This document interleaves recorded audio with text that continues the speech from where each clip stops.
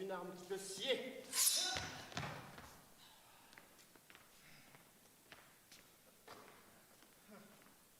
Donne-moi ça.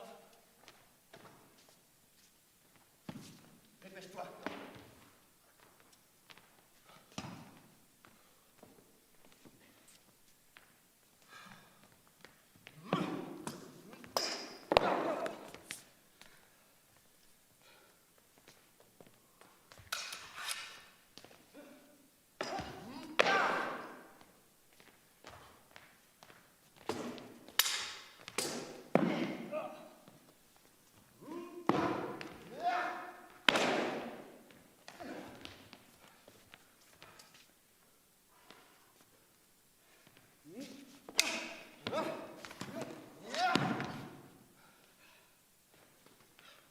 Moins besoin de bouclier.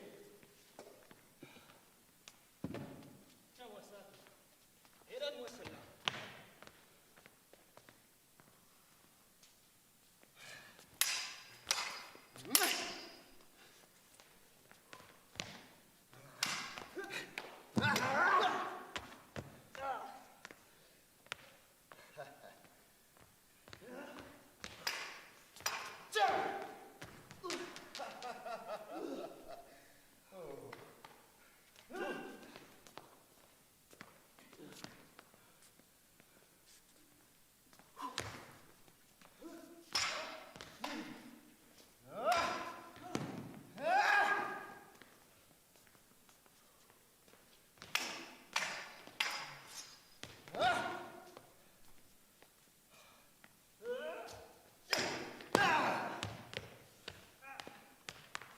Tu me le paieras.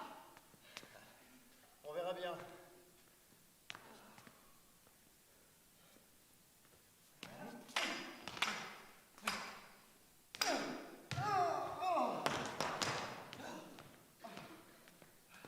C'est fini pour de bon maintenant. Jamais. Tu as donc choisi ton destin.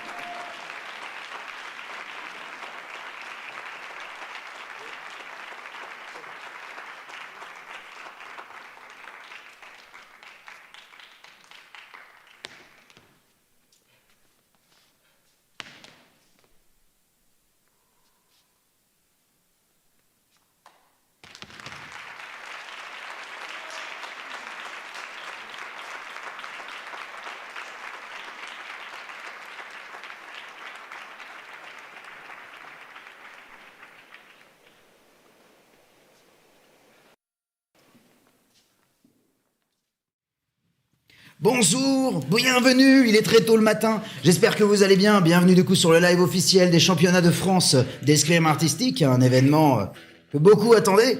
En collaboration avec la FFE et avec Fortuneous Gaming, on va accueillir parmi nous les 3 commentateurs qui vont commenter, parler, vous expliquer aussi les bonnes choses et que les bonnes choses évidemment parce que ce ne sont des gens que de qualité. 3 personnes connues internationalement dans leur quartier, je vous demande donc d'accueillir un par un, vous venez, présentez-vous, allez-y camarades. Bonjour à tous, eh bien voilà, je suis le capitaine Fracasse du Fracas des Lames et donc je suis là pour vous éclairer de mes commentaires en espérant qu'ils vous parleront avec mes 2 camarades qui vont se présenter. Bonjour à tous, ici le baron de Sigognac, donc le loyal acolyte du capitaine Fracasse, et je serai ici avec vous plus pour les aspects techniques principalement, et j'espère que vous passerez un bon moment en notre compagnie. Luc, si tu veux bien.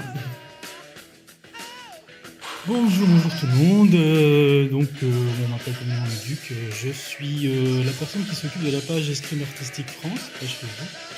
Et j'ai été mandé ici pour venir commenter, notamment la partie scénique et artistique. Voilà, tout simplement. Donc j'espère que vous allez passer un bon moment en notre compagnie et que je souhaite aussi une bonne chance à tout le monde. Et puis, eh bien, à tout à l'heure. Et donc, du coup, on peut peut-être revenir sur ce les combat, mon passages, cher baron. Oui, tout à fait. Nous sommes, de ce point de vue, on a vu le premier numéro, très tôt le matin. Qu'est-ce que tu peux en penser d'un point de vue historique, scénique qu'est-ce que... Alors, d'un point de vue historique, je pense qu'il y a un respect de l'époque. Hein. À mon avis, on est sur du 13e, 14e siècle. Avec un peu d'épée longue, même d'épée bâtarde plutôt, lance-bouclier et lance contre épée. C'est assez varié quand même. Oui, très varié au niveau des armes, ça a été remarqué. On a vu aussi quelque chose qui est assez fréquent lorsqu'on voit de l'escrime médiévale, un gros travail sur les attaques de taille, et notamment ce qui était agréable, 2-3 estocs qui ont été passés par-ci par-là. Le travail de la dague que tu as oublié aussi à un moment donné sur la fin, il y a eu travail à la dague, donc bonne variété au niveau des cibles. À deux mains qui me rappelle Paulus Hector-Mer. Voilà. Et pour ceux qui découvriraient, donc l'escrime artistique, comme vous allez vite le voir, est une escrime qui se base sur la création de chorégraphies de combat. Ce que vous avez vu dans le cadre des règles de la compétition et la section duel par rapport à l'époque de l'antique médiévale pour le coup. Et ce qui est important, c'est que les deux personnes que vous avez vues travailler, faire leur chorégraphie, se sont entraînées de nombreux mois pour vous proposer une scène de combat que vous pouvez voir donc au théâtre ou au cinéma en fonction des besoins dans la vie de tous les jours pour les personnes qui le pratiquent. Bon, là, on est plus proche du théâtre. Hein. Là, on est très proche du théâtre principalement, et donc avec des choix de scènes qu'ils ont fait. Pas refaire les prises, tout ça. ça. Voilà. Et à partir de là, donc ce qu'on a pu observer, c'est assez fréquent au médiéval. Donc se travaille beaucoup sur des attaques faites pour trancher l'adversaire, donc des attaques de taille, en toute sécurité. Il faut savoir que l'illusion est de vous donner l'impression de danger, mais il travaille en toute sécurité. Et aussi, comme je l'ai dit, du travail de pointe. Et à partir de là, de temps en temps, des techniques un petit peu plus anciennes, typées du médiéval, qui ont été utilisées pour des moments clés. Oui, il y a un peu de demi-épée, il y a de la variété d'armes. Alors par contre, il nous semblait, on verra ce qu'en dira le jury, ce qu'on a vu 2-3 parades avec le bâton sur une épée, normalement, ça tranche un peu la lance. C'était précisé dans le règlement, on verra ce qu'en dit le jury. Alors pour expliquer, en effet, il y a certaines choses qui sont du domaine qu'on appelle de la crédibilité, de l'action. Et un règlement, notamment ce qui était indiqué, c'est que pareil avec un bâton, donc la hampe de la lance en l'occurrence, un coup d'épée qui est censé être tranchant, pouvait être considéré comme non crédible. Cela avait été précisé dans le règlement, à voir si le jury en prendra compte dans sa notation.